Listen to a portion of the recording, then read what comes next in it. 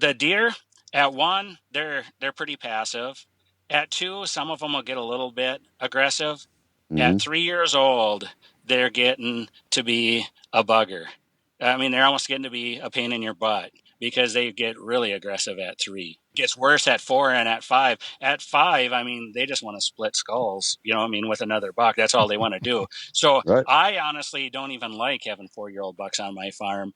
But the 3-year-old and my dominant buck is enough that on mock scrapes and stuff, it really gets your older bucks going, but yet it doesn't scare off too much of the younger bucks if they go smell it. Big Buck Registry's Deer Hunting Podcast, episode number 289. Richard Cook, Mastering Deer Urine Scent, Fatal Attraction Formula. Support for the Big Buck Registry and the Deer Hunt Podcast comes from -33 Merino Wool Layering System. Timeless natural insulation, keeping you warm on the coldest days while staying breathable and wicking away moisture on the wet ones. Rackology. Everything you need in one bag. Now available at Rural King and Orslin Farm and Home storefronts or online at www.rackology.org. Grizzly Ears, the most advanced engineered wireless earbuds for the outdoors. Covert scouting cameras, remote cameras for hunting, wildlife, and security. And Big Buck merch. You can get cool, high-quality Big Buck t-shirts, long-sleeve t-shirts, and hoodies. And show support for this podcast by visiting BigBuckRegistryMerch.com. That's BigBuckRegistryMerch.com.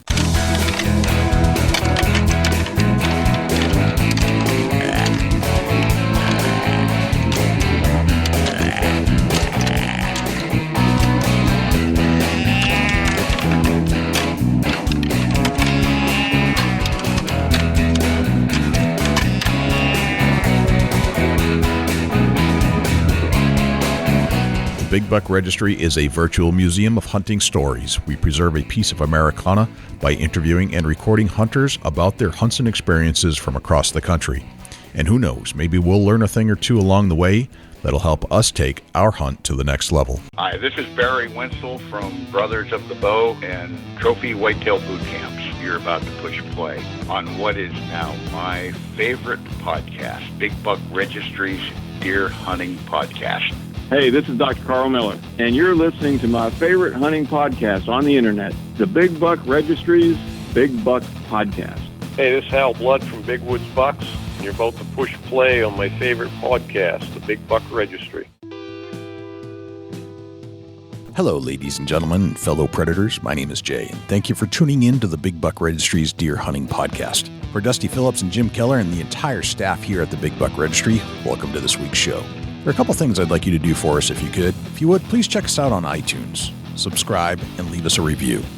With your help, we're going to try and push this show up the iTunes charts.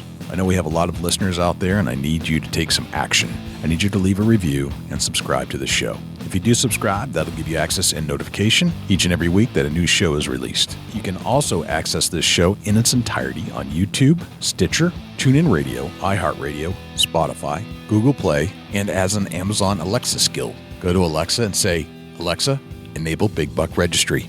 It's all right there for you to access on demand at your fingertips. Regarding the harness program, we have an ample supply of harnesses to give away from our volunteer donors. If you're in need of a full-body harness, please send an email to j@bigbuckregistry.com.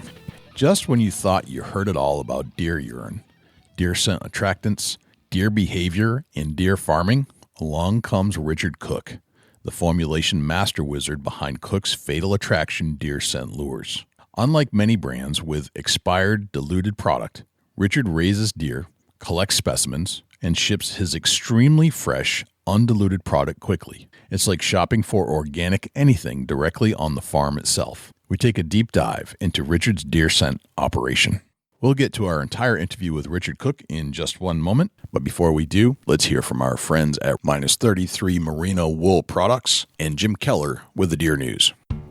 Let's talk about a hunter's layering system for a sec. We need to be ready for any weather that Mother Nature throws at us. With the layering concepts that -33 has created with their incredible merino wool products, they've got you covered. The Minus 33's Merino Wool Expedition Weight garments will keep you warm on the coldest late season days while regulating and wicking away moisture in a way that only merino wool can do. You see, wool will absorb up to 30% of its weight in moisture without leaving you feeling wet or clammy, and wool insulates better than cotton or polyester and protects against hypothermia on those late season hunts. And here's another interesting point. You might not think of wool for early season, but with the Minus 33 wicking technology, I'll take a lightweight Minus 33 base layer any day in warm weather. Merino wool fibers naturally reject any bacteria found in moisture or sweat and gives you double protection against odor as your target buck approaches. Visit www.minus33.com to learn more about Minus 33's layering technology. Use the code BIGBUCK33 to get 10% off your next order. Now here's Jim Keller with the deer news. Our first story this week. West Virginia hunter takes down 17-point buck after tracking it for 6 years. This story is from the Fox News website and was posted by Michael Holland. Some things are just worth waiting for. After spending 6 years tracking and watching the animal grow, a hunter finally put down a massive buck. His patience paid off as he now gets to say he took down a 17-pointer. David Miller first spotted the animal in 2013, the West Virginia Gazette-Mail reported. Miller and his friends had leased a piece of property in Mingo County, West Virginia, and would notice the impressive animal on a network of game cameras they had set up. Miller said he was able to recognize the buck due to its identifiable antler points. After noticing the animal seemed to be avoiding certain areas, Miller set up a camera where he thought the buck might avoid hunters. After the camera made a rare daytime spotting of the animal, Miller went to work, bringing a bow and arrow with him. Despite coming across several other impressive bucks on his hunt, Miller stayed patient. "I caught a movement at one of the scrapes," Miller told the Gazette-Mail. "The old buck had slipped in. He lowered his head to go under a branch, and I could see it was him. He stepped out into the open about 18 yards away. When his head went behind a tree, I shot him." Miller shared photos of his triumphant moment on Facebook. 17 scoreable points and 9.5 years old. He rough gross scored at 179 inch and change. Miller said, "I'm still reflecting on it all and have not wrapped my head around it yet, but I look forward to sharing this story because it means so much to me, mostly because of the people involved through it all. So much has happened over the years. Truly incredible." Survey says firearms deer hunting leads to less violence. This story is from the Tribe Live website and was reported by Bob Fry. Deer hunters are killers, but not of each other or their neighbors. That's what the research says anyway. Ball State economics professor Paul Niekamp looked at the relationship between violent crimes and deer hunting seasons in 21 states over 20 years. He recently released the results of his work. Deer seasons, Niekamp said, are unique, unparalleled by any policy in existence. In arming people across rural America, each year more than 10 million Americans, about 18% of all American gun owners, use firearms to hunt deer during restricted dates. There are no policies that induce 600,000 Wisconsin males or 530,000 Michigan males to systematically and temporarily carry and use firearms, he said. Yet examining crime statistics from the peak hunting days did not show any spikes in violence. In fact, the opposite is true. Niekamp determined that there are roughly 12% fewer violent crimes on the first 2 days of firearm deer season than otherwise in rural areas. At the same time, the study also found that alcohol-related arrests for juvenile males fell by 22% and narcotic offenses fell by 15% at the start of hunting season. That, he said, suggests firearm hunting may have a positive effect on behavior. There may be larger societal reasons for that. Young rural males typically learn about guns differently than do young urban ones, Niekamp said. Historically, hunting has primarily been a tradition passed down from father to son. Young urban males, he added, are more likely to grow up in fatherless homes, which increases risk for participating in gangs or criminal activity. Overall, Niekamp advanced 3 possible reasons for why crime goes down when hunting participation goes up. First, hunting is a time-consuming activity that is inherently incapacitating, which may decrease crime. Second, hunters may face more regulation than other gun owners. And third, rural Americans own different guns for different reasons than the population average. There's also some truth, it seems, to those bumper stickers reading like, "Hunt with your kids, not for them." Niekamp said in rural areas, additional recreational opportunities like hunting may assist in keeping juveniles out of trouble.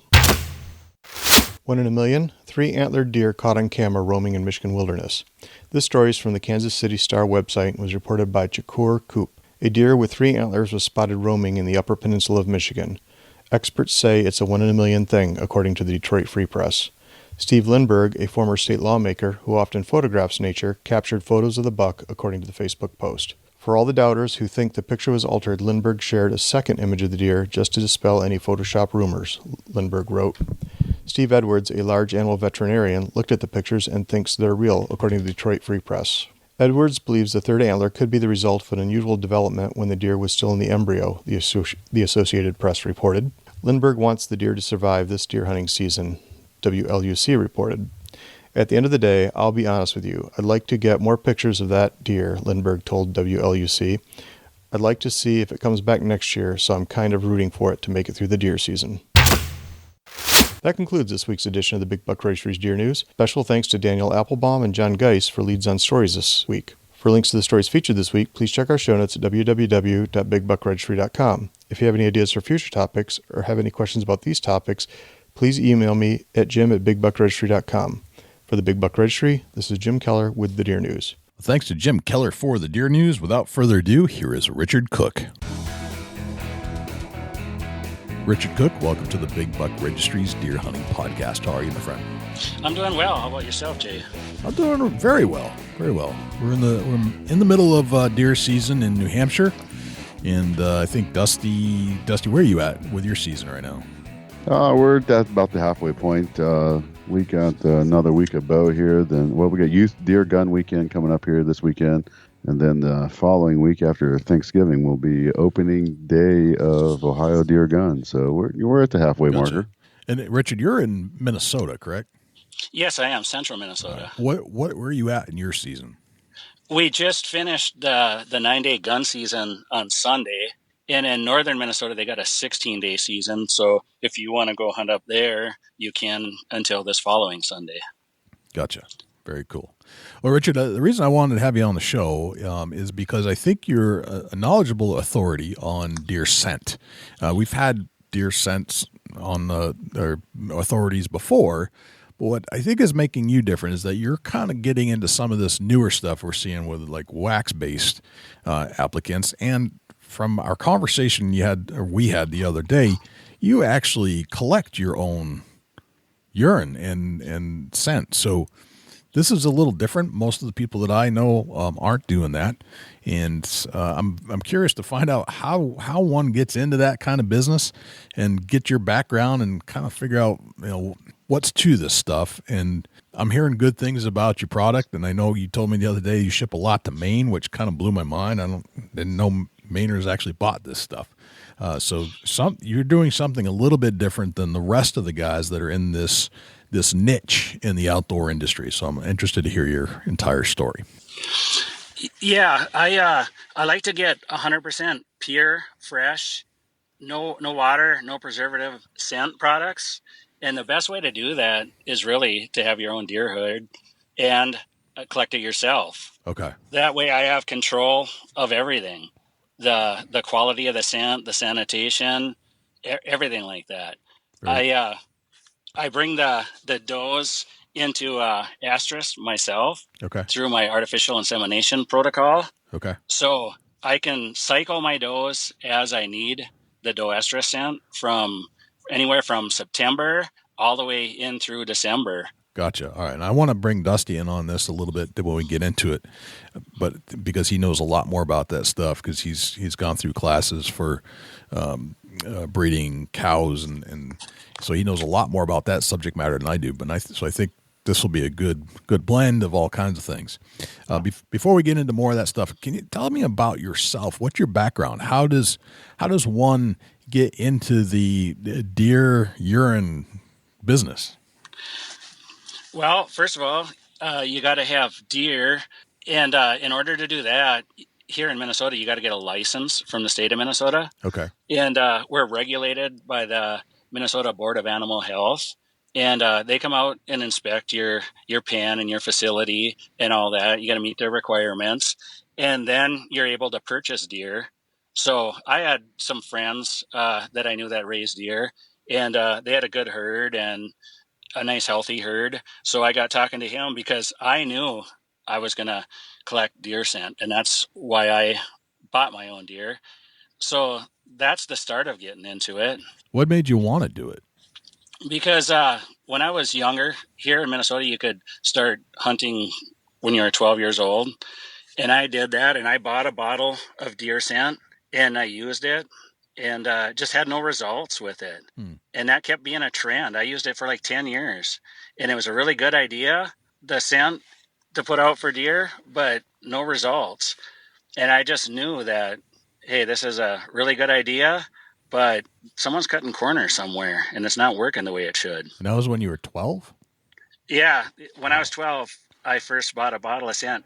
And about the time I was 20, I knew that one day I was going to make scent for myself and for friends and hunting party, the members of our hunting party. Gotcha. So you were hunting back when you were 12, and just kind of getting into some of your backstory. Who got you into hunting in the first place? I mean, it's not every household has hunters, and I'm always interested to find out how each person got into it. What's your backstory there?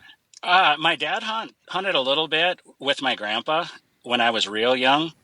And then since then, he bought a dairy farm, and that kind of ended the hunting or whatever. And that's when I got to be 12 years old. So my dad and my grandpa and my uncles on my mom's side, they all hunted, all gun hunting back in that day.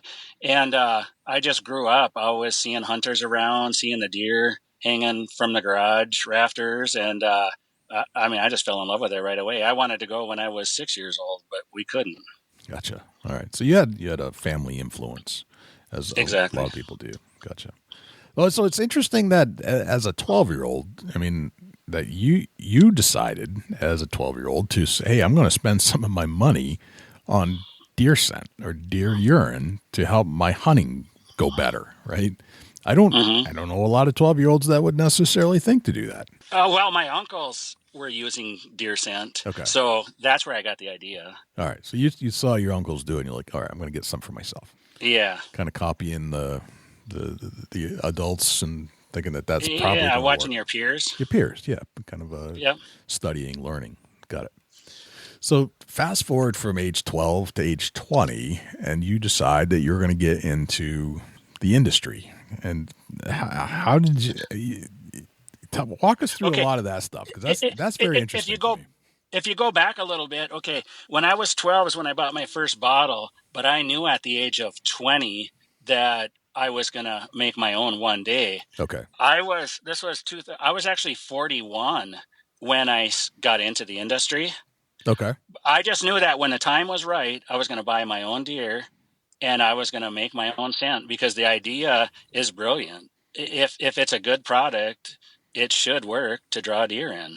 But I couldn't find that good product, and I tried different brand, and minimal or none for the results. Okay. Let's get into some of the kind of I guess trial and error, because just because you want to do it doesn't mean that things go smoothly. And Dusty, maybe you can pick it up from here. I want to hear kind of how this process started, and I don't want you to give away any of your secrets or anything, but I want to know how does one start with a herd of deer? How do you get a herd of deer so that you can start collecting it? And how do you figure out, what devices to use collecting urine? That seems like a whole learning process. And maybe there's a textbook out there somewhere on this, but it seems foreign to me. It was my farming background that gave me the idea. You have the pans and alleyways, and I got a little collection stall so you move the deer down the alleyway when you want to collect the scent, and then you break down that alleyway, because deer are unlike cattle. They don't like to be pushed. They like to come back. They like to face you, and they like to come back through you. So you got to keep breaking that alleyway down into a small section there. And then guillotine doors are really good, because once they go through, you can actually just drop the rope and it locks them in. And that would be my collection stall. Gotcha. And do they end up like, is the floor a special kind of floor so you can collect it? Yes, it is. Okay. Gotcha. Yep. And I do one deer per collection. I don't like to have multiple deer in there, especially bucks. It's almost impossible to have multiple bucks in there because they like to fight and they don't like to be put together. Okay.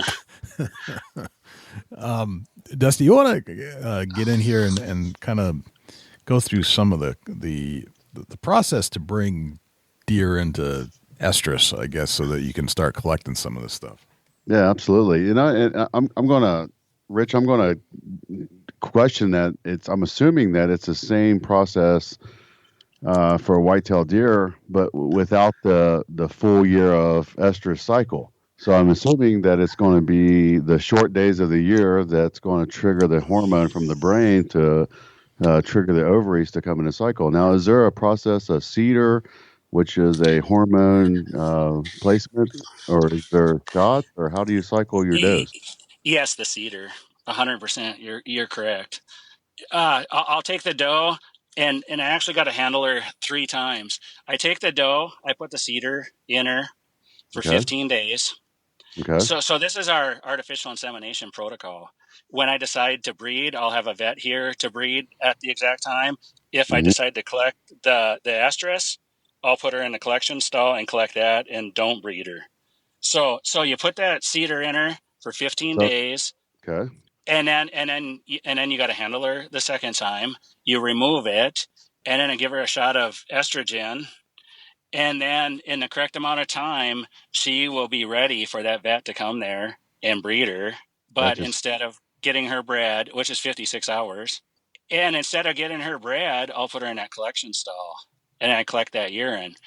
And then to verify that she was in estrus, when she's locked in this collection stall, and I got that alleyway coming to this collection stall, I'll go grab one of my bucks from my buck pen and run him down there, and he'll tell me in seconds whether she's ready to be bred, because he's just pawing the ground at the door and raking his rack into the door, and he's wanting to breed her. Gotcha. That completely makes sense. So I'm assuming when you do your cedars, I'm just going to kind of walk through the whole process. So I'm assuming, do you use a head gate, or how do you place cedars? No, I tranquilize them. Okay, gotcha. Okay, yeah, that's what I was curious on, how the method of getting the cedar placement. And if somebody don't know what a cedar is, that's just a little T-looking, almost looks like a long bullet, and that gets inserted in with an applicator, cedar applicator, into the female cavity. And that releases the hormones, which triggers the brain stimulation for the ovaries to go into cycle. And that cedar releases a high volume of hormone to keep that estrus cycle on a timely fashion. So it don't allow her to cycle naturally. When you pull the cedar, the levels start to settle down, and then it triggers into the brain stimulating the ovaries for the actual cycle of the coming in a full estrus. And that's something that, we do the same thing in cattle, and you can induce an hormone shot too that will help push that hormone level along in the proper fashion. But very interesting that you have to tranquilize to insert the application of the cedar into the doe. Continue from there. So once you've got your cedar in, you went your 15 days, the vet comes, you pull the cedar, you wait your 56 hours for the heat cycle to start in. The buck comes in, shows you that she's in full estrus. Then where do you go from there? Then I just let her in that collection stall for 48 hours, and she's got food and water, and she just does her natural thing. She's in there. She's all calm. I only do this with calm deer that like that, because that results in a better scent. You don't want the stress in that urine. Absolutely. It's somebody that's listening, for a deer to come into a really good, strong estrus, the nutrition plays a huge factor in any animal or livestock for them to come into a good, strong estrus cycle. And, that tells me that when you're doing this, your deer are in good shape, nutritional wise, health wise, everything's got to line up. It's really amazing how everything's got to line up for this natural estrus to come into play. And it's important to note too that any time I need that doe to come into estrus through that protocol, I can have her. So I've got estrus ready on September 1st, and I've got orders coming daily at that time, because there's a lot of hunters that like using estrus that early in the season. Gotcha. And I'm curious if you can make a doe cycle in, let's say, June of the year. Is that a possibility, or is it only the short days? No, 100%. You pick the day. You pick the day, and I'll have her ready that day, and even down to the hour. Because when we call the vet here, if let's just say if you actually are gonna artificially inseminate these deer, you got the semen, you got the semen tank. You spend a lot of money, thousands of dollars on this semen, and you got this vet coming out here. You're paying his bill. So if you have anywhere from 5 to 20 does that you want bred, they all have to be synchronized exactly right down to the minute. As a matter of fact, if you want to try to hit the 100% reception rate, so it's a science. We're going to move forward a little bit into, so we'll fall back. Note that we're going to fall back onto the collection of the urine and the process from the collection point. But so when you decide, I'm assuming some of your does you'll go ahead and breed with an AI form. And do you house the semen, and do you own the tank and house the semen, or do you have the vet house the semen and own the tank? Yeah, I don't own a tank. I have the vet do it. Curious, yeah, just curious because when I do mine, I've got everything in house here. So I've got all my cedars, all my shots, all my semen. I got a tank. I got a semen warmer. I'm fully a one-man operation. Whenever I like to do a natural heat versus sinking them, if it's just on a small farm. But I was curious to see if you house your own semen. But so when they come out and you've cycled your does and you're ready for the artificial insemination, you go ahead and do that with some of your does. Tell us a little bit about that. I just want to touch base because it's super interesting and it's almost another subject that we could tangent off to. But I just want to talk about it briefly. So how many does do you normally breed a year? I usually breed about 10 does a year. Gotcha. Okay. And I didn't actually AI any does last year, but I've did it in the past here. But I do that same thing, and I probably did like 5 the last time I did it. Okay. And I just synchronize them. I have them set for the date. First of all, you call the veterinarian and ask what day they can do it, and then I match that up through this synchronization so that when he says he can be here, that's when I line up that time. Gotcha. What's your percentage on your conception rate? Well, the best way is if you lap AI, that laparoscopic. 70 to 80% is really good. I mean, once in a while you can hit 100%, but 70 to 80% is doing well. Gotcha. Okay. Yeah. Awesome. Very good. That's pretty high percentage, really. It as far as comparing it to a cattle, you shoot for a 70% conception rate, and then, I mean, it's close to the same thing, but if you're in the 80, that's really good for, a herd of 10. And if you do it vaginal, it's probably more like 50%. Gotcha. And then, is there any reason behind that? If you talk to the vet, they say they're a lot different. And I don't know all the terms. They say it's a lot different than a cattle, though, because of the canal that it's got to go up through. They say a cow is kind of more of a straight push. The semen in the deer got to go up around. It almost seems like a gooseneck the way they describe it to me, and it's really hard for that to happen. Okay, yeah, that's something that definitely sparks my interest, but I've not researched and got educated on. So I was just curious if you knew what the difference was there, but super interesting. But yeah, so back to, we kind of ran off on a tangent there, and that's okay sometimes because it's super interesting.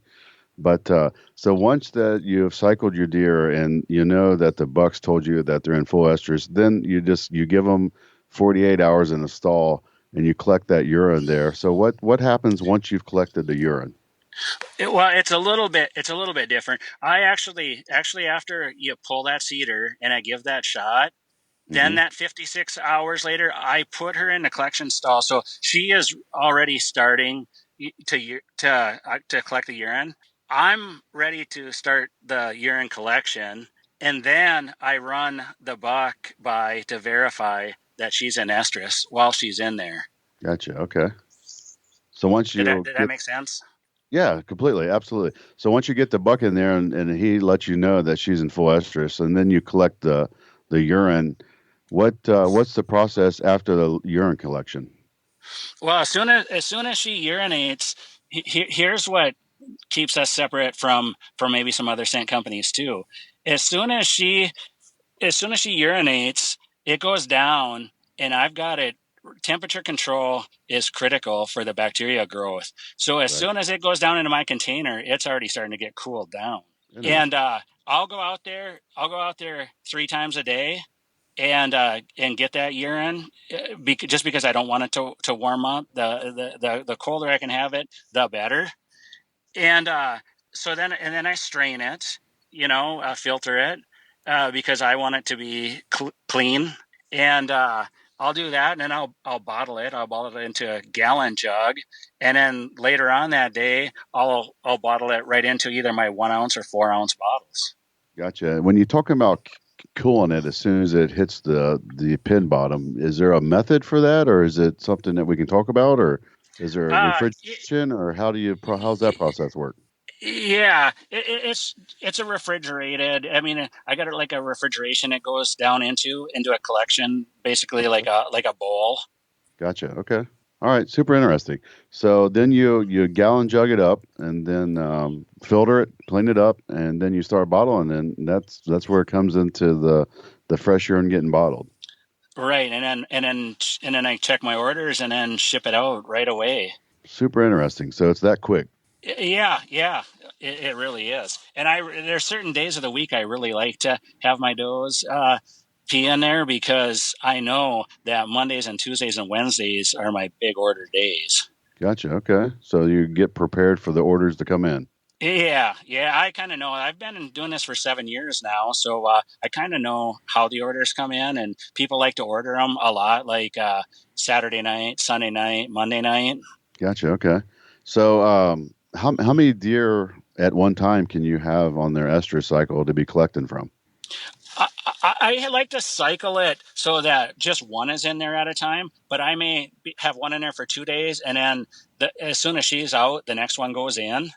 Okay. I do that more like in November. Gotcha. Okay. And what's the ounces per doe in estrus that you can receive? See, that's another trick too, because you got to learn your does. Some of them have big bladders and some of them don't. So once you know, like a lot of times I have 20 does here, and I know which ones are the tamer and which ones have the bigger bladder. Mm-hmm. So, and as you would know, I mean, there's a cost associated with them cedars and this and that. So you want to get, more bang for your buck in a way by getting more urine in that 48 hours. A good doe, this is what I would call a good doe. A good doe will urinate a gallon in 24 hours. Well, that's pretty good. Yeah, that makes sense. Okay. But with that being said, now that it's November like this and it's colder, guess what? They're not drinking that much water. And I mean, that can go all the way down to a third of a gallon on your better does. Gotcha. Yeah, that completely makes sense that the liquid intake is not needed for the cooler weather versus the warmer conditions where they're needing to take in the liquid. That completely makes sense. The body's just slowing down a little bit for the colder conditions. And deer naturally go into a cold climate state of mind where they slow down their intake and slow down their internals to not process so much as quick. And they don't need all that nutrition as far as liquid volume into their system when they're not sweating or running, or it completely makes sense. Yeah, that's true. Yeah. So then from the bottle to the customer, you're talking just a few days then. Yeah, I can get it most places in 2 days. Some are 3, as long as you're not real rural in your state, because I ship USPS, and that's what they tell me at the post office is, hey, as long as it's not real rural, a lot of places you can get it in 2 days. Most places within 3 days. Gotcha. Okay. Now, do you collect buck scent also, buck urine? I do. So can we kind of get into that a little bit, touch base on that? When obviously they cycle into a rut also, is that will the buck get worked up no different when you sink them like that in September? Will he get testosterone flowing when he knows that there's a doe in heat when you let him come in for the smell test? Yeah, he will, but that's if I have a collection stall right next to to my doe that's in estrus. If you just let him go sniff the one time, he won't get rutted up. But if you have him in there for a long period of time, he will. And that's how I collect my rutting buck scent. Okay, so you actually put the buck next to the stall where you're actually collecting the doe and heat estrus. With separation. Yep. Yeah, if you've got several deer synced and you know that, over the next 10, 15 days you're going to be collecting urine, that does make sense that a buck could get his testosterone levels over a week or two of time, get himself amped up enough to be into almost like a rut state of mind. Right. And I don't do that one like in September. I do that one more in October because I don't get a lot of orders for the rutting buck in September. My dominant buck scent I do. Okay. Yeah, that makes sense. The dominant buck scent is buck pee. Right. So I just run a buck in and collect the urine from him. Is that do you worry about the age of the buck, or is there any? I do. I found the best results in 3-year-old bucks. They're not the deer at 1. They're pretty passive. At 2, some of them will get a little bit aggressive. Mm-hmm. At 3 years old, they're getting to be a bugger. I mean, they're almost getting to be a pain in your butt because they get really aggressive at 3. And it gets worse at 4 and at 5. At 5, I mean, they just want to split skulls, with another buck. That's all they want to do. So I honestly don't even like having 4-year-old bucks on my farm. But the 3-year-old in my dominant buck is enough that on mock scrapes and stuff, it really gets your older bucks going. But yet it doesn't scare off too much of the younger bucks if they go smell it. Gotcha. That makes sense. So you try not to keep a 4-year-old deer because of their attitude, pretty much what you're saying. Yeah. If he is, you're going to have to almost keep him by himself because, I mean, all he wants to do is fight. Gotcha. Yeah, that definitely makes sense.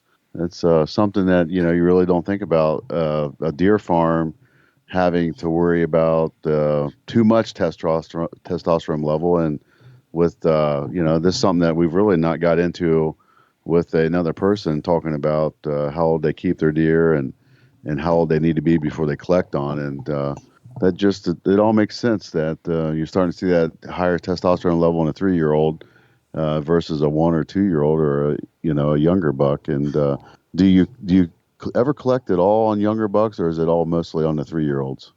I've did it on 2-year-olds, 3-year-olds, and 4-year-olds, and I just seen the best results on the 3-year-olds. And once I seen that, I knew I didn't have to keep a 4-year-old unless he's a really, really special buck. And for me on my farm, that would mean a huge typical. Then I would keep him for 4, but then I would breed with him. Then it's not bad. If I've got him with a pen of does, he's fine. He doesn't have another buck in that pen to fight with. Gotcha. That makes sense. So, over how many years have you been collecting deer urine? I started in 2013. Okay. So from 2013 to now, can you tell the difference in the smell of urine when a doe's in estrus? Oh, yeah. Once you bottle it, you can crack the lid and be like, wow, there's such a major difference. Yeah, I can. And when I got to specify here a little bit or whatever, I'm around this all the time and I really, really study and stuff. Yeah, I can. I can even tell the difference in a blind test between the buck pee, the doe pee, or my bedding scent. No kidding.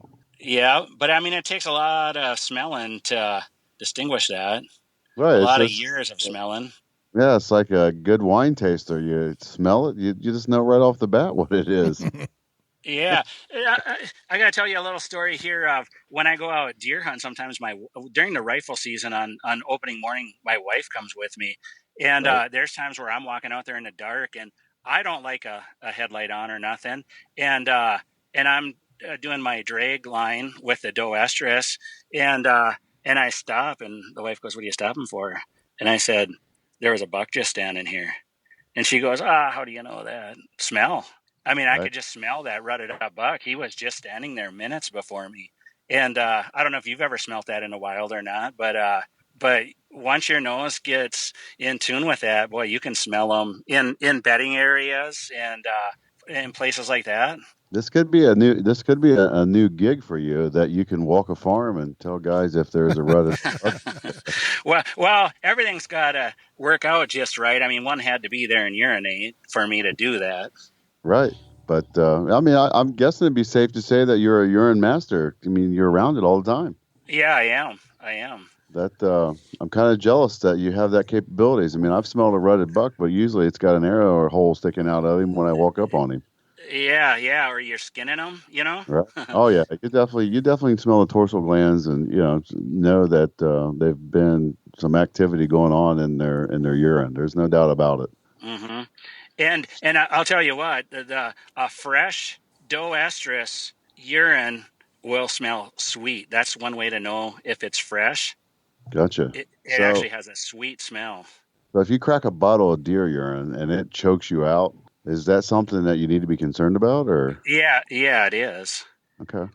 Okay. So mine being it's 100% pure, because I get feedback, like on my Instagram, my Facebook or whatever, just say, wow, this is so strong, because they're not used to smelling deer scent that is strong like that. Because I do not cut mine with water. It is 100% urine.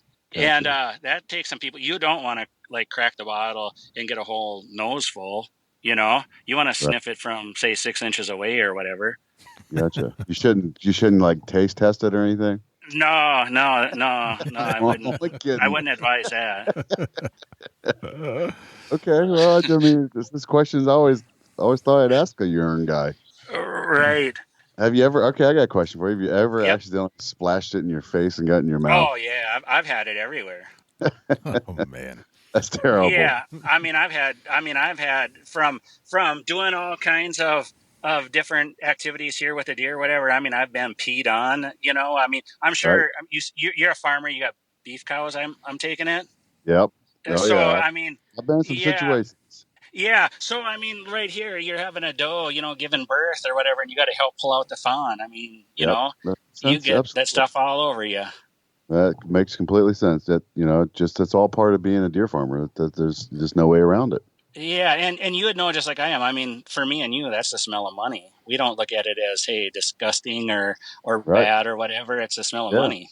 I've actually checked on my cattle at my parents' farm, and I've stopped and checked on my herd and ran into some issues and some really nice clothes. And I looked pretty nice when I showed up there, but when I got back in the truck to head home, I was completely disgusting, covered manure, thinking, man, I really screwed up here. These are nice clothes. Yeah, you just looked at the task at hand and took care of it, right?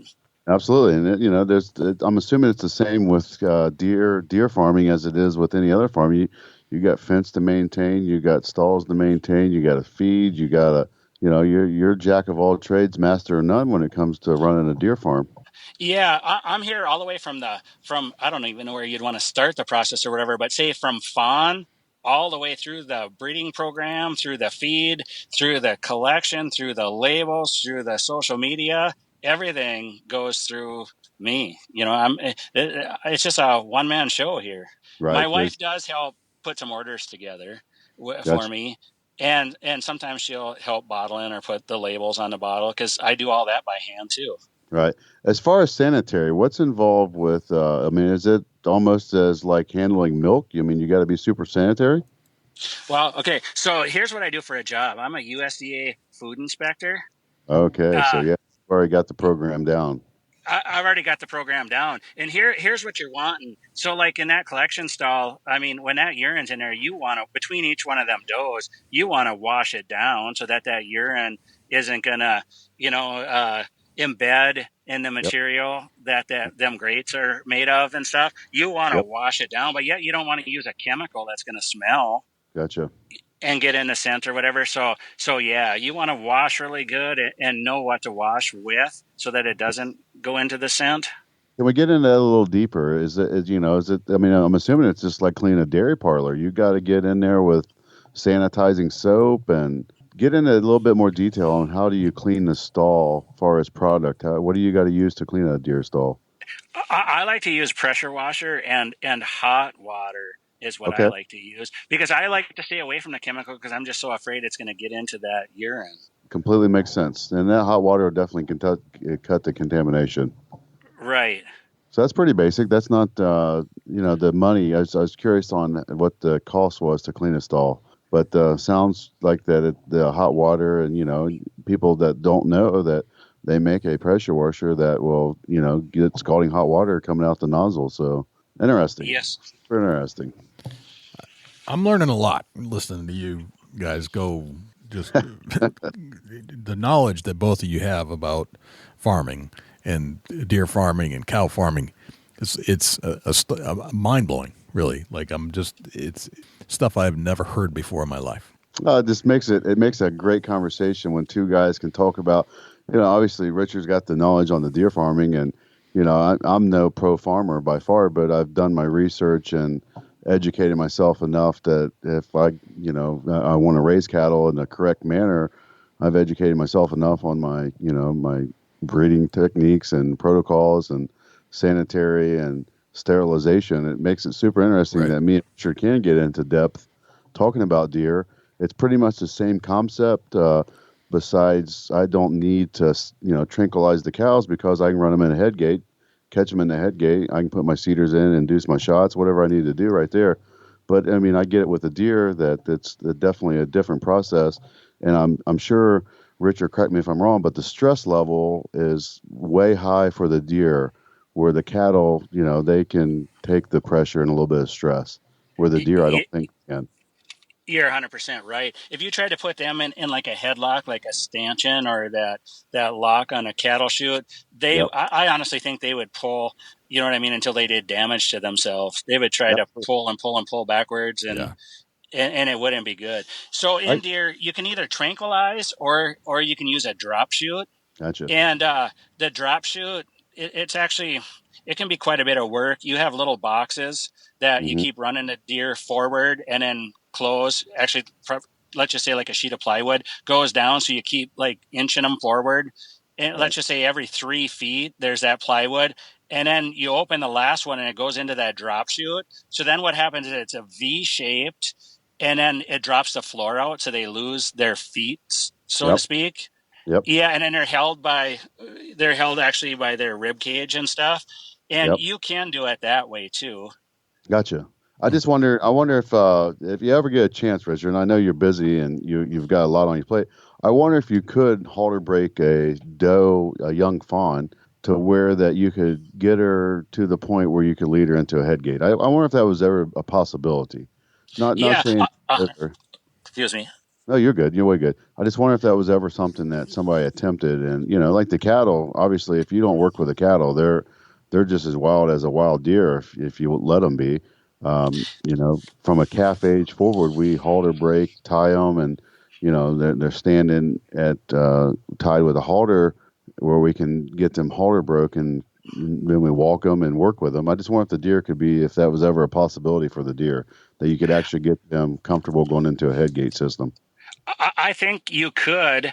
It would just be how comfortable they were with the head gate, but I think through the training they would. But definitely, you would want to bottle feed. Right. You'd want to bottle feed that fawn. You take them away from mom, and that's where they're the tamest like that or whatever, because she's the one that's going to teach them to run from people. And you can lead her all around. And I'm sure if you put her in that head restraint early on, I think you'd be fine.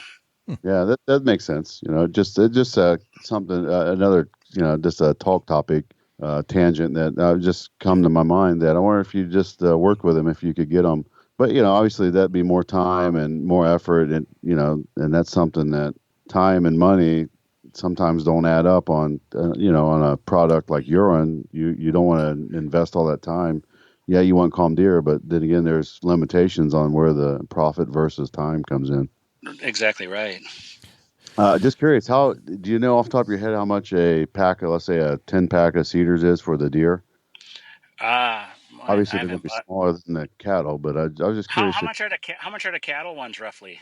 I think they're $12 a piece. That sounds about right. I was gonna say $10-11 a piece for these. Gotcha. Okay. Yeah, I was just curious about that, and something, and mark this, Jay, that once we get on this conversation, talk with me about that when you get done, Richard. Just off the record here. Yep. But So after you've what's your summer look like on the deer farm? What are you doing throughout the summer months to keep the deer going? Well, you're wanting to keep, I mean, this is just a lot like the wild deer, the bucks. You want the stress level down if you want to grow like really nice bucks. You want the stress level down and definitely really good food and clean water. The summer actually is a low stress time and a high stress time because when they're in velvet, you really got to watch that they don't bump anything. They won't push each other. You don't have to worry about that. But if there's any trees or if there's the gate or a post or anything, you just got to make sure that they don't bump their velvet on that, because once they split that velvet, they'll bleed like a stuck hog. And that goes into age too. A yearling doesn't have that much blood flow going the antlers, but boy, a 4-year-old, you better be on it within the hour or within a couple hours. Or they'll bleed out. Or they'll bleed out, and our good friends the fly will get in there and lay eggs, Yeah, and then you'll get the maggots, and then you'll get antler infection. And the deer, being a wild animal, they're going to go hide. They try to hide all their symptoms, act real tough so that predators don't see that they're weak. So Right. you got to have a really trained eye to see when there's an issue with the deer. Gotcha. So if you get a deer run into an infection into the antler, the velvet stage, is that something a vet takes care of, or is that something you can handle in-house? I handle it in-house. Okay, walk us through that. So you got a deer with an infected antler, and what do you do there? Okay, so could I ask you to even describe it better? Just because whatever you ask for the question, I'm going to answer it that way. Tell me on what part of that antler that the tear is and that the infection is. Let's go in between the G2 and G3. He's got a tear in the velvet area, starting to see infection on the main beam. Okay, so here's what I'll do. I mean, I'll tranquilize him. I'll knock him down, and then I'll give him some Banamine, for pain. And once he's down, I'll go look at that. So I'll go lower than the antler infection, and then there's several things you can do: a zip tie or a piece of just regular fencing wire, and then you got to put like a tourniquet on there, because you got to stop that blood flow. There's blood. That blood is just going there like no other. That's how them antlers grow so fast. It's all blood supply.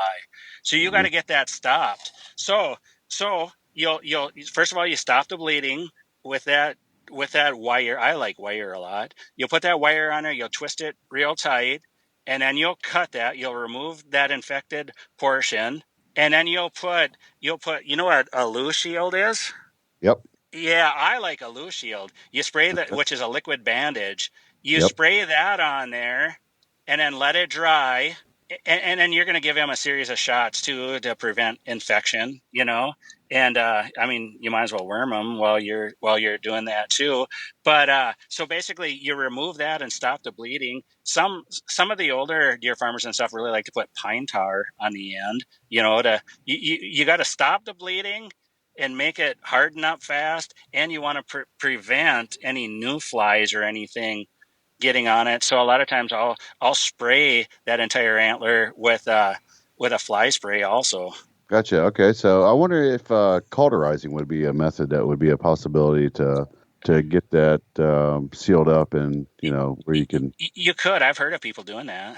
Okay, yeah, I was just curious about that. I know a lot of times, even on a cattle horn or something, I've heard the guys take a hot wire and just heat it up and sterile wire and get it red hot, burn through, and it pretty much cauterize any kind of blood vessels or blood flow.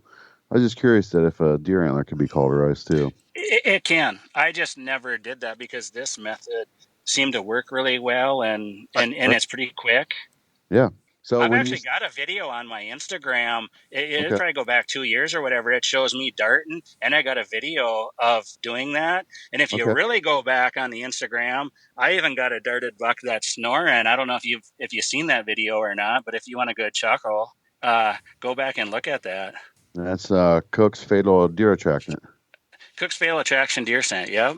Gotcha. Okay. Yeah. But just interesting. So when you zip tie or wire tie, you got to dispose of the antler from that point to the end. You got to take the whole. Exactly. Okay, gotcha. Okay, Yeah. yeah. I was just curious how far you got to take it, but cut the whole antler off or cut the circulation off to the whole antler. That makes sense. And now describe me like how big of a rack this buck's got, because there can be other problems this can lead to. Tell me just like an inch size or whatever. Say 145-inch deer. 145, you might be all right with just taking that one side off. Now, if Okay. you get up into a really heavy one, you got to worry about balance of the antlers. Gotcha. So if you were to cut off at the G2 and his other side, let's just say there's 150 inches of antler on his left beam, and we remove the right beam. Right. He's going to walk around lopsided his head, and that's going to get you a lot of problems. On a deer like that, you would really be best off to cut him off just above his bases, both sides. And because you already wrecked that rack anyway, just cutting it off between the G2 and the G3, Gotcha. you've already wrecked it or whatever. So Okay. for the animal safety, you're better off to remove both sides if it's going to be lopsided. That makes sense. It just seems like neck issues, balance issues, is always plays a role in all that.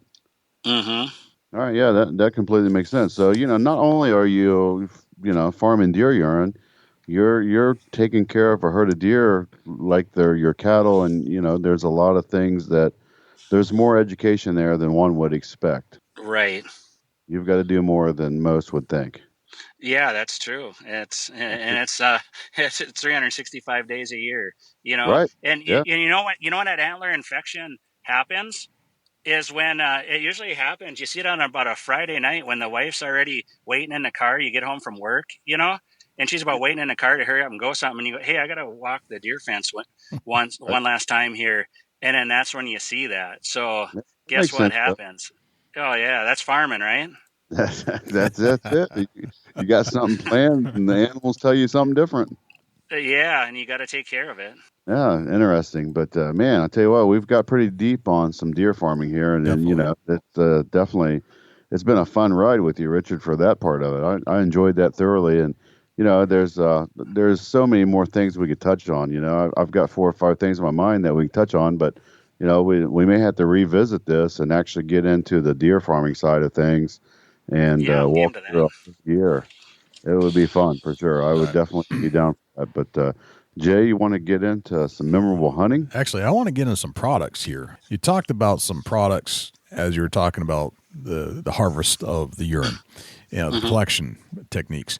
But I want to get into each product that you have, how to use it, what it's for, and basically how it's made in a sense, like through collection techniques. Because you've got some labels and the names of your scents are different than a lot of the scents I've ever seen. Like I haven't seen anywhere in any store on any brand some of the names that you have. So I'm curious about what some of these things are and how to use them, when to use them, that kind of thing. Okay, so if you just want to tell me which scent, and then I'll answer the question. All right, so the first one that this is just standard. I've seen these in a lot of different companies have just the doe in heat. And if we could, because you have absolutely 100% established yourself as a deer urine expert after the conversation you had with Dusty, then I want to know what that means. We all think we know what that means, but what does that mean to a deer urine expert? What's doe in heat? Well, it means you can call it doe in heat or doe estrus, but I see so many call it the doe estrus. And when I bought my first bottle back when I was 12, it was actually called doe in heat. So I really like that name. But what it is it's a doe that is ready to be standing there for the buck to breed is what that means. And when you want to use that product I got so many customers that tell me how they use it, and there's so many different uses. For me, my 100% favorite way to use the doe in heat is before the wild deer come into estrus, because them bucks are on their feet, they're searching for that hot doe and they can't find it. But on your trail cameras you see it, that them bucks are on their feet, they're traveling. If you can put that scent down before the deer in your area are in estrus, boy, you really increase the odds of getting that buck to come in front of you, which I like to use a drag line. That's my favorite way of using it. Okay, so you're recommending drag lines. Yes, I love drag lines. Okay, all right. Next one, dominant buck. So the dominant buck is, I start off in about August with mock scrapes, and I like to put that in conjunction with my scent rope. I don't know if you've seen my scent rope on my website or not. Yes, I have. Yep. Yeah, it's like an 18-inch piece of hemp rope, and then I'll tie that from like the licking branch, or I'll make my own in the area where, say, like a little point on a field or wherever you know that deer is going to stop. That's what I use the dominant buck for early in the season. Later in the season, I also use dominant buck on a drag line, because that buck that you're after, your hit list buck, he's already established a pecking order with the bachelor group that he was in all fall with. And now you got this intruder buck in the area. And he comes to the mock scrape. He's visiting. He smells it. He don't know who it is. And if you can do that on a drag line too, hey, I'm going to go follow this deer. That works out well for many hunters. Gotcha. All right. Now, this is one that I have not seen before. Certified peak doe estrogen. All right. So this is different than doe and heat. It is. All right. How is it different? What does it mean? This is one of those unique labels I've never seen anywhere. And I'll tell you, I'm going to probably kind of like skirt around a little bit of like the collection of that one, because it's a different process than my doe estrus. And why I say that is because you haven't seen it a whole lot. It's because a lot of the producers do not know how to collect that scent. Okay. So and it's certified peak doe estrogen, because actually when I collect that scent, I actually send a small sample into a university, and they certify that there's 30 picograms per milliliter or better of estrogen in that estrus scent. Okay, so this is, and the most a doe can have is 50, and that's certifying there's at least 30. I mean, that there. Here's what I tell all my customers that message me or anything. They say, "Hey, what's the difference between a doe and heat and a doe estrogen?" And here's what I say. Your hit list buck, does he keep you up at night? And if they say, yeah, I say, you better buy the peak doe estrogen. If not, the doe and heat works awesome too. But if you're after that one, the other one is a hotter estrus. Okay. All right. That's very cool. I've not seen that before. Dusty, have you seen that anywhere? I mean, I think that's just unique. I have heard of it, Jay, but not really got into the science of it. Okay. All right. So this is more proprietary stuff, Richard, that we really don't want to get into detail about. It is. And I work with a group of veterinarians and stuff. And they were really influential on helping me develop that product. Okay. All right. You have the Keep 'em Calm scent. Now, I've seen similar things like this before, but never really understood the science behind it. What is that? How does that work? How do you apply it in the woods? So it's a bedding scent. And I'll collect that from usually the doe and fawn. This is where I'll put 2 in a collection stall, or maybe 3 if it's a doe with twin fawns. If they're female fawns, I don't want any buck scent in my bedding scent. Maybe others do, but I just don't want that, because I just want it to be the regular doe scent. And what it is you put it around your tree stand, or you put it on your boots. So when you walk in there, that they're thinking that a deer just walked there, not that a human had walked there. So like on my scent sticks, that works really well to rub on your rubber boots, to apply on ladder stands or fence posts or the tree that you're sitting in. I really like to, if I'm sitting 15 foot high in a tree, it doesn't matter the height, 15, 25, I like to rub some of it right at my shoulder height. So if a wind comes up and you got a buck downwind from you, if he does get some scent, he is also getting that scent in that wind too. Okay. So you've got dominant buck, but you've also got this stuff called rutting buck. What's the difference? That's where me and Dusty kind of talked there when I put that buck in that collection stall adjacent to that doe estrus when I'm collecting that. And he's getting all rutted up and wanting to breed. So that scent is collected from him in that state. Okay. And used in mock scrapes, on decoys. That's the most common way. On the scent rope, of course. Okay. All right. So, and do deer recognize that as in males to males? Do they identify a rutting buck versus a dominant buck? That is a good question.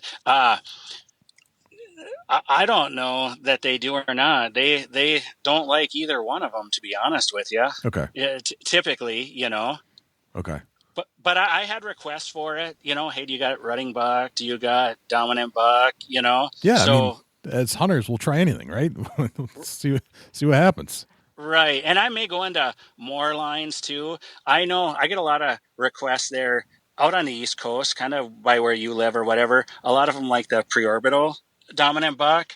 I'm pretty sure I'm going to get into that next year. Preorbital. All right. What is that? The preorbital gland, the forehead gland Yep. on a buck, Yep. where he's rubbing on that licking branch. Okay. All right. Yeah. I'll introduce that into the dominant buck scent. So you'll get that scent into your dominant buck scent as well. Exactly. Okay. That's okay. Got it.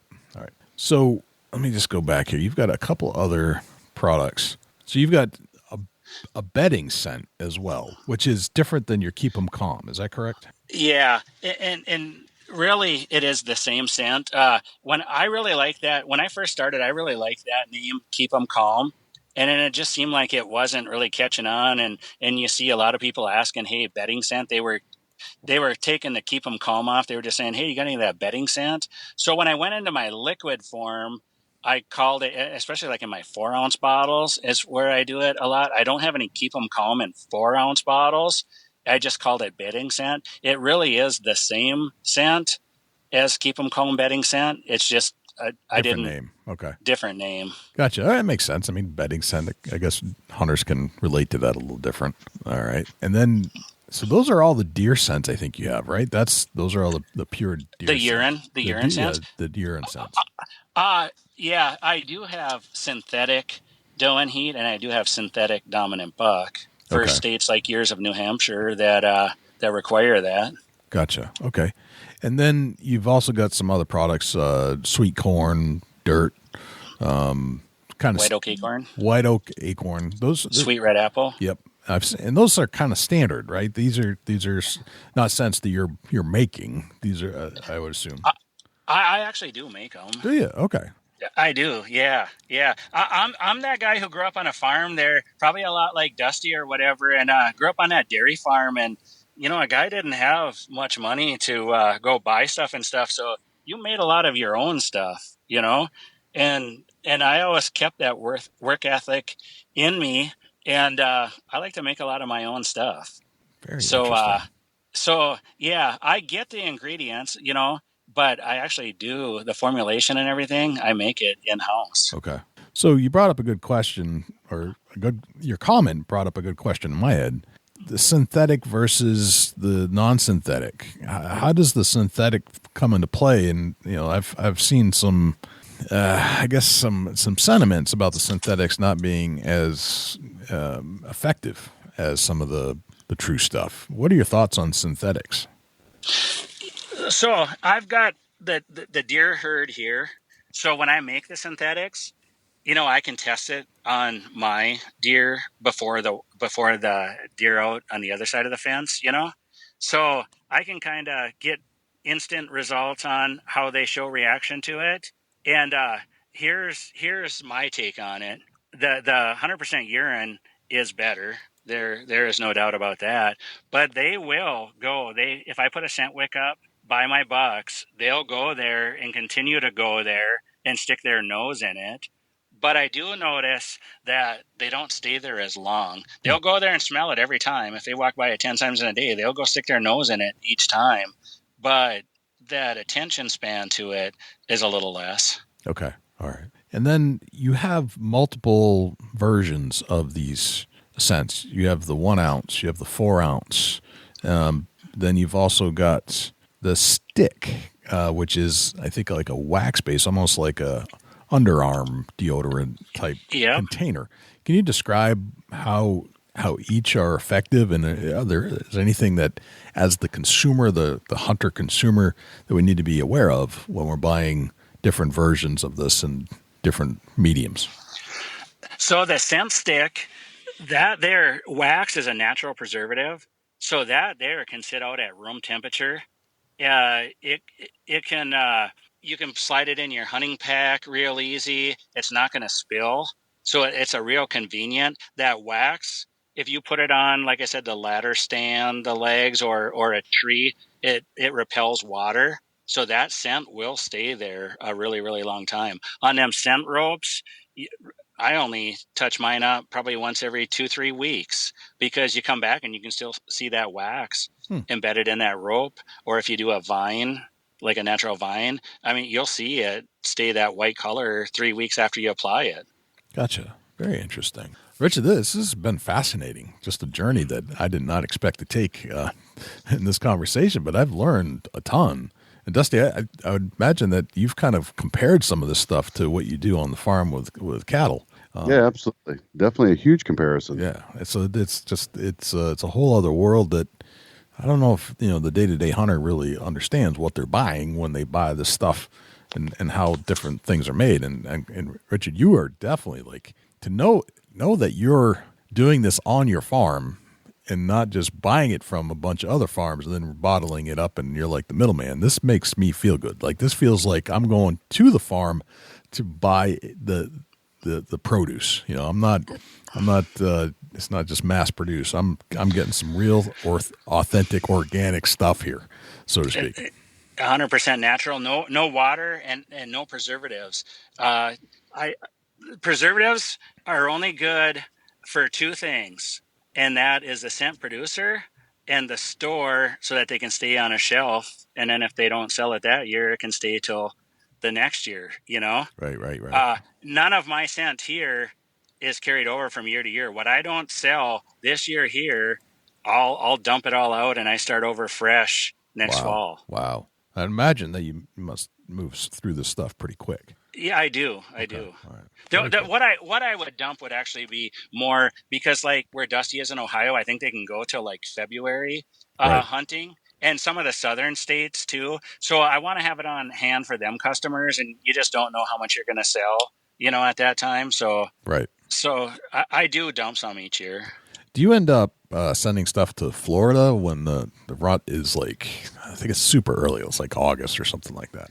Yeah, I do. Actually, as a matter of fact, there isn't 1 month in a year that I do not sell scent, and I'm talking urine scent. Mm-hmm. There is not 1 month out of the year that I don't ship it. Fascinating.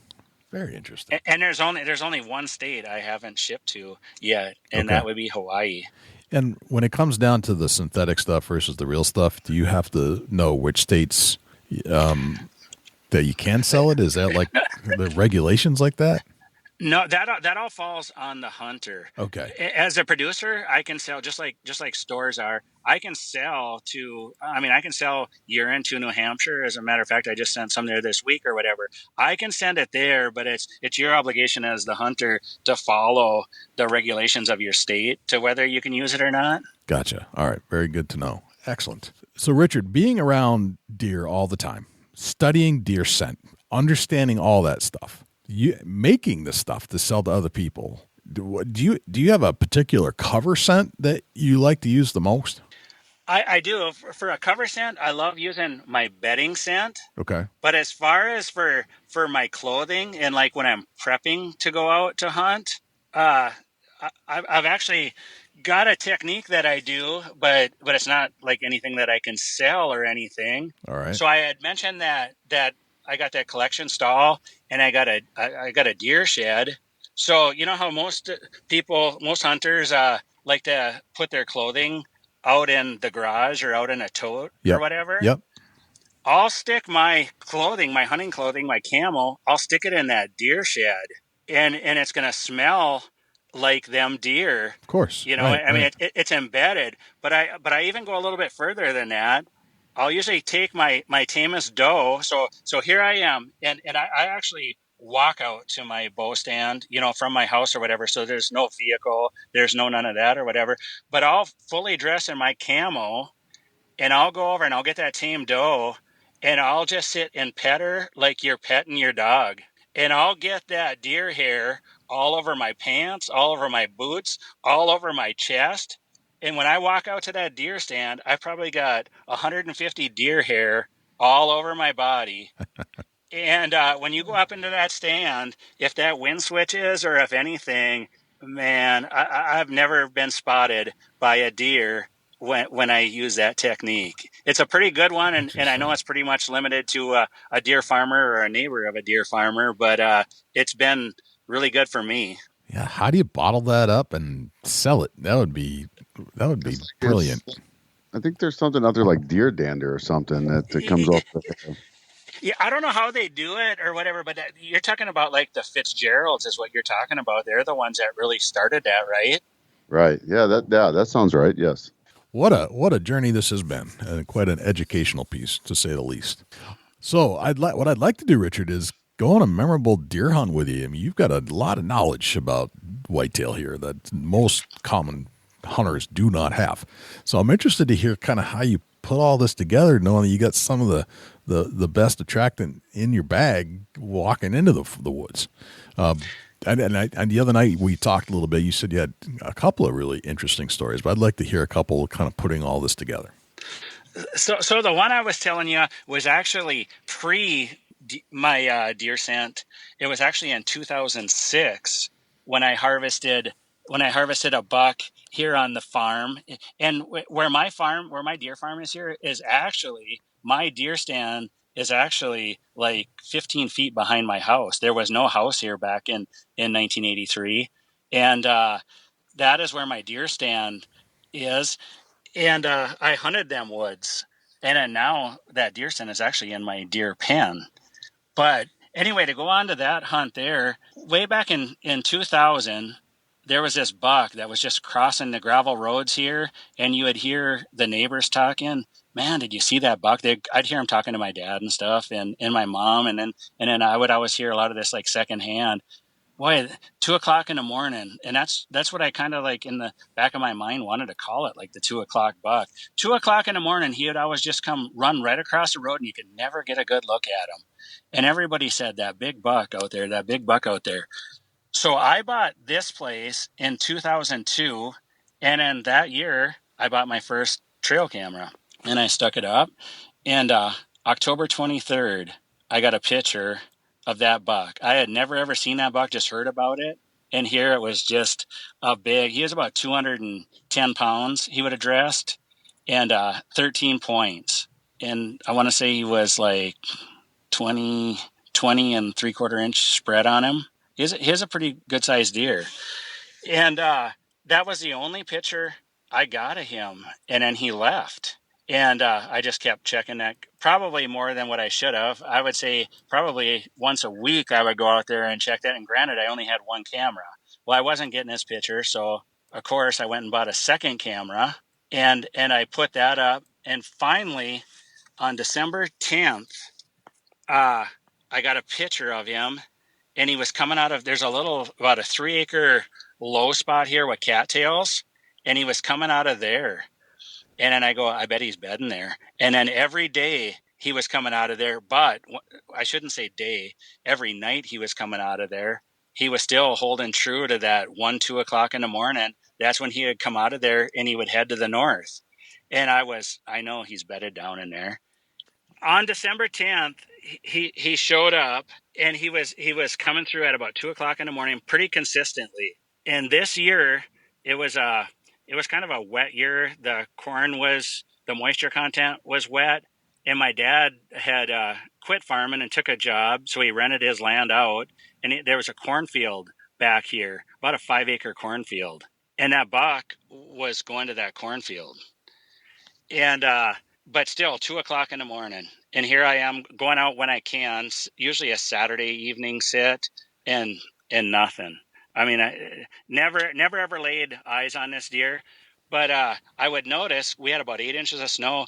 I would notice that this buck would always drag the tips of his rear hooves in the snow, and then there was a big track in there, and I was, wow, I wonder if that's him. So I moved one of them cameras to that trail of the snow, and that was him. And then later on in December, was walking around in the snow there looking for that track, and I seen him coming out of a tamarack swamp, which is about 100 yards from that bedding area. So he had moved. He wasn't bedding. I wasn't getting him on that camera, and he had moved to this tamarack. In Minnesota here, December 31st is the last day of archery season. It was about 10 degrees out, and I went and climbed up one of my lock-on stands here. And it was pretty much a Hail Mary. I had seen that he had walked down that trail because of that dragging the back foot. And it was cold. I went out there about an hour and a half before dark, just on a long shot that, hey, he's got to be getting hungry. Went through the rut. And I could see on them last pictures that he had probably dropped about 30 pounds. So I knew he was going to need to get to that cornfield or some food source.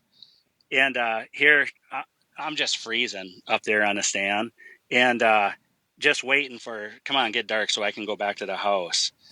And Right. and I look at, I'm sitting there looking at my watch, and, there's 10 minutes left. There's 7 minutes left. There's 5 minutes left. And this was a really dark colored deer. And here he come. The trail that was coming by that way was my spot in my shooting lane was 22 yards. I've already played that out 1,000 times in my head.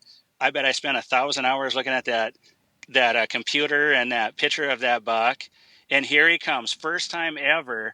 So we've been seeing this deer from the year 2000, and this is 2006. I had his sheds from 2003 that I got right behind my house. And that's kind of an interesting story. I had walked out there and I had found one side, and I had a male black lab, and I was working the night shift, and he was out there with me. I found that one side of that shed. I come back in, went to sleep. I woke up and I looked here on the deck. He had laid the other half of that shed. He knew what I was looking for, I guess. He laid the other half of that shed right on my deck. So that was a great present.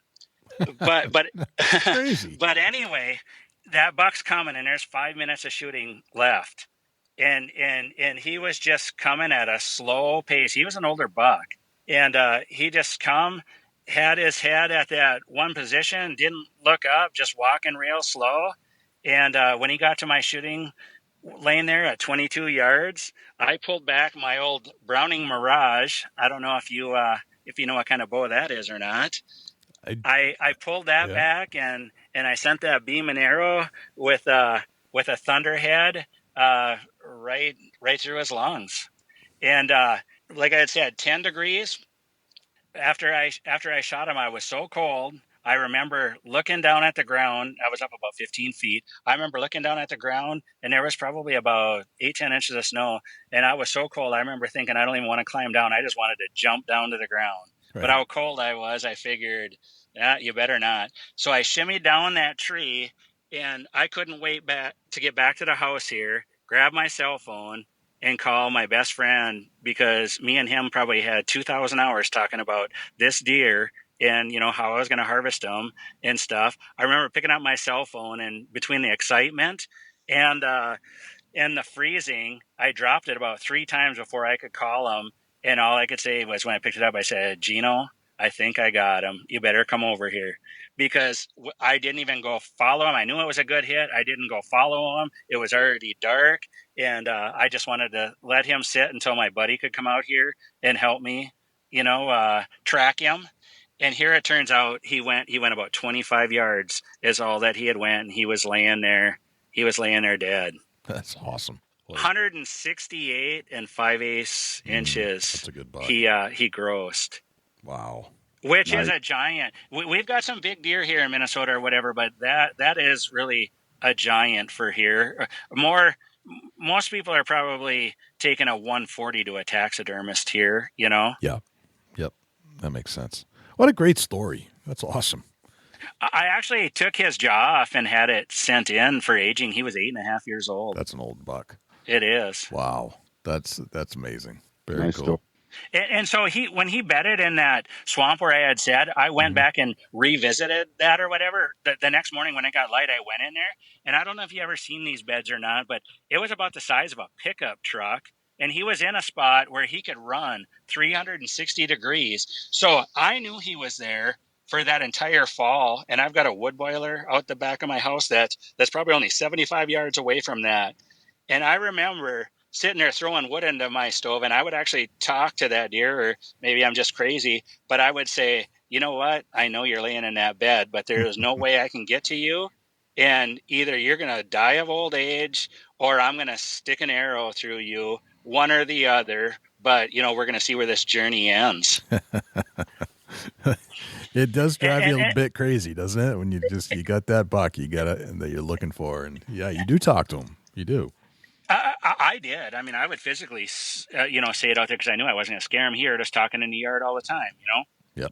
But it makes me wonder, okay, so from 2000 to 2006, that's 6 years of me never laying eyes on that buck. I can get a little bit crazy this way in the way I think, but how many times did that buck see me?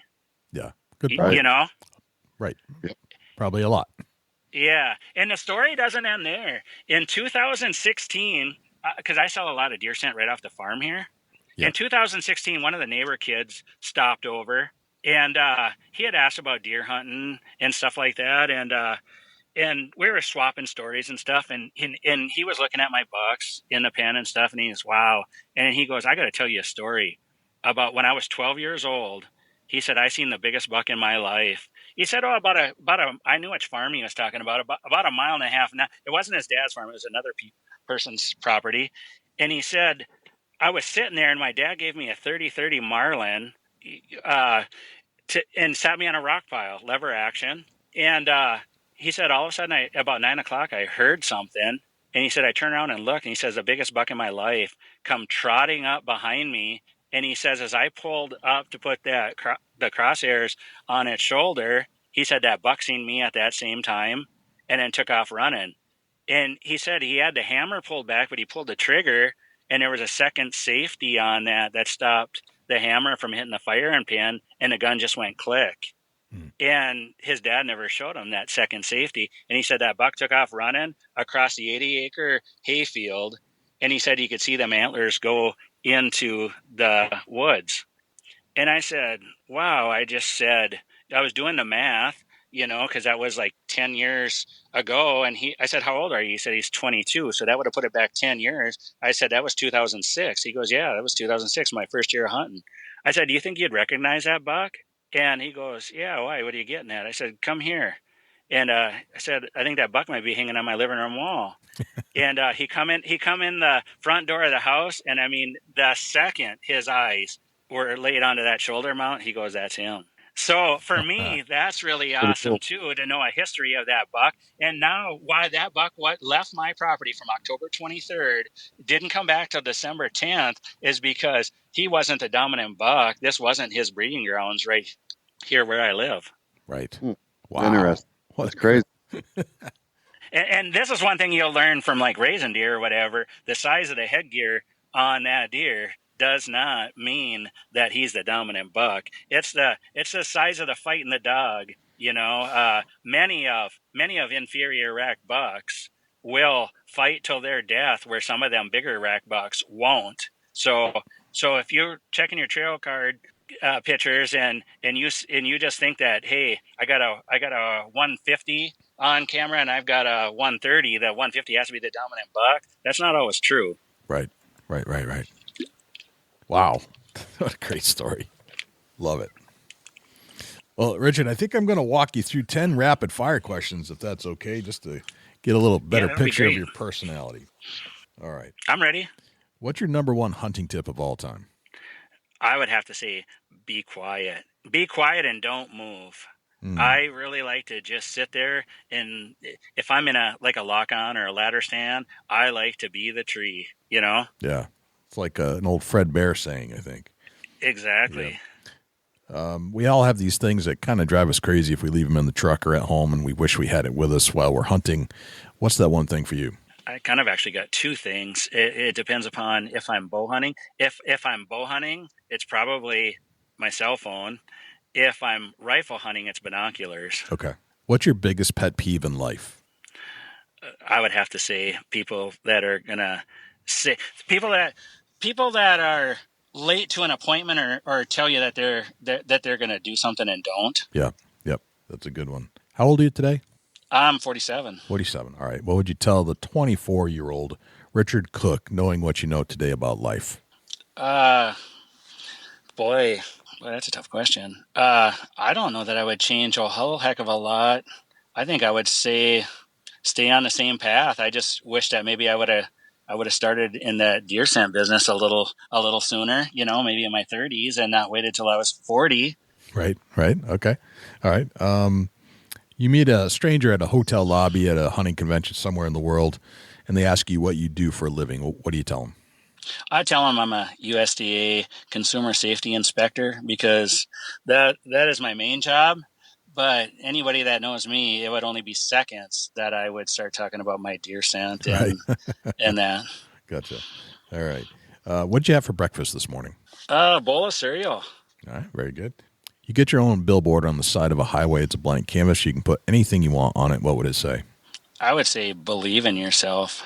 Nice. If I say the word successful, who's the first person that pops into your head and why? I would say my grandpa. And why is because he was an entrepreneur, and I don't know, I've always been fascinated with that and wanted to be it. So for me, it would be him, and that's why. Very cool. Work for yourself. Yep. What's a typical day in your life look like? Boy, I get up early. I get up at 2:30 in the morning, and that's why I have that bowl of cereal because, it's pretty early to cook a breakfast. Sure. And I get up about that time and I get ready for work. And just before I leave, I check my website and see if there's any orders throughout the night because I want to get you that scent as fast as I can. Mm-hmm. So I allow about 15 minutes there to get orders ready. I go to work, start at 4 a.m. I got about a 45-minute drive to work. And on my breaks, maybe some of my coworkers don't even know who I am because I tell you what, on my half-hour dinner break, I'm running up to the post office mailing deer scent. And I come running back in, probably about 10 minutes left of my break or whatever, eat something real quick. And at the end of the shift, I'm running out the door to come back home and check on my deer.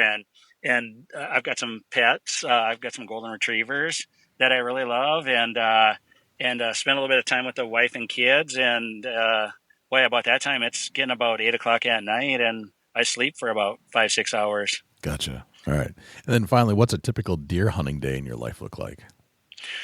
I've pretty much always hunted on property that I lived on. So pretty much wake up and walk right out the back door. Walk out the back door to my deer stands. And I like to sit there. If it's the rut, I like to sit there all day. If we're talking a bow hunt earlier on, I usually like to sit till about, say, 10 o'clock or so, and then come back and then go back out in the evening again and sit till dark. Gotcha. All right. Very good. Those are the 10 rapid fire questions. Very cool. Richard, I got to tell you, man, this has been extremely educational. I had a blast. I learned a lot about you. I learned a lot about deer farming and collection techniques and your products, how to use them. And I think Dusty did too. Absolutely. And man, it's just been an honor and a pleasure to have you on the show. Yeah, it's been an honor that you asked me to be a guest. I really appreciate it. I discovered you probably about 2 months ago, and I think I'm at probably about 70 of your episodes downloaded and played so far. Wow, that's some commitment right there. That's For a lot. Sure. That's a lot of hours. So, Richard, where can we find more information about your products? If we've created more questions than answers as we sometimes do, where can we get more information about you and your business, and how do we reach out to you individually? Cooksdeerscent.com has all of my products on it, and that's where you would place the order. Cook's Fatal Attraction Deer Scent on Facebook and on Instagram is my social media pages. And you can call me anytime, too.